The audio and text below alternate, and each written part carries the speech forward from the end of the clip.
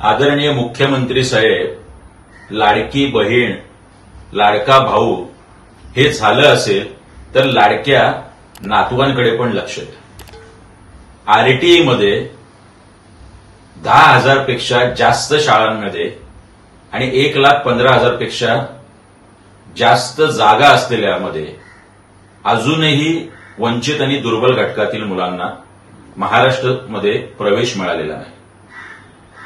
हायकोर्टात या संदर्भात जनहित याचिका दाखल आहे. ह्या वर्षी नको तो GR काढून मुख्यमंत्री आणि राज्य सरकारच्या शिक्षण मंत्र्यांनी या खासगी शाळांना यावेळी वगळलेलं आहे.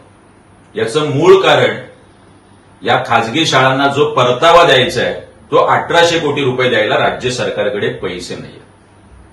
त्यामुळे या नातवांचे प्रवेश अजूनही झालेले नाही. माझी मुख्यमंत्र्यांना विनंती आहे, आपण ह्या 1,800 कोटी खासगी शाळांचा परतावा लवकरात लवकर द्या आणि महिना उलटला, शाळा सुरू झाल्या तरीही अजून ह्या मुलांना प्रवेश मिळालेला नाही. यांचे प्रवेश सुकर करावे आणि पालकांना दिलासा द्यावा.